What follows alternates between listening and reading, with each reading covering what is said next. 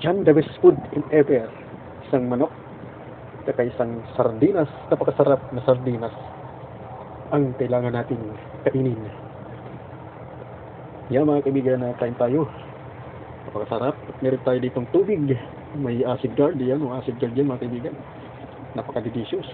Titingnan natin kung gaano kasarap itong sardinas na niluto. So, sarap.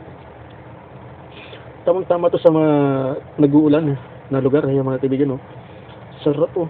Alam kong pag napanood nyo ay gagayahin nyo rin to kasi takam na takam rin kayong kumain ng sardinas. Yan ang kain natin, oh. Sarap, oh. Wow! Tapos may isang manok. Sarap, men. Kain na tayo. At lutuin na rin ninyo itong ating ginisang sardinas na masarap. Napakasarap. Yummy, yummy. So yan na guys, kakain tayo ngayon ng isang napaka-important na pagkain na talagang hindi nyo makikita sa ibang bansa. Dito lang sa Pilipinas. Imported ito mga kaibigan. Yan, papakita ko na. Yan, sarap yan. Napakasarap yan, oh. Sardinas yan, oh. Imported yan, men. Saan ka nakakita niyan, oh?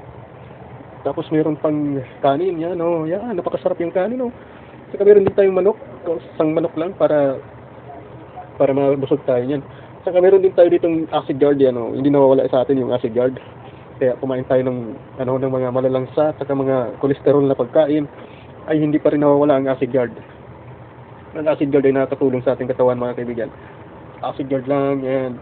Meron tayong isang manok para iwas tayo sa kolesterol, mga mamantikang pagkain. Saka peterno natin ang acid guard. Yan, sarap.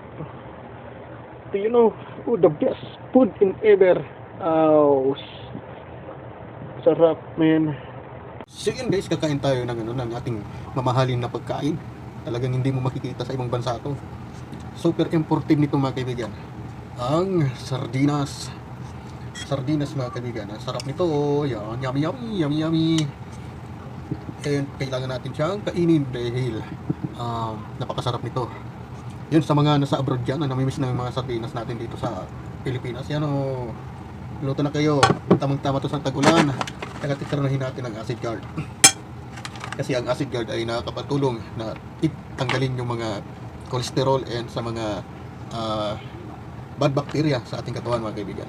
Ang acid guard lang ang kailangan para matanggal yung mga uric acid at saka yung mga mataas na cholesterol sa ating katawan.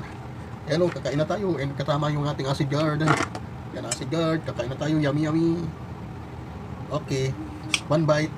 Para sa inyo to, one bite mga kaibigan, ang pinaka-imported na pagkain sa buong mundo. Ang pagkain ng mga mahihirap. Yan o, aw. Sarap na. Tapos meron tayo dito acid guard. Ito yung mga kaibigan ng acid guard. Sarap nito, men. Sarap. Grabe, napakasarap ng mamahalin na pagkain natin dito. Napaka-imported yung pagkain ng Pilipinas.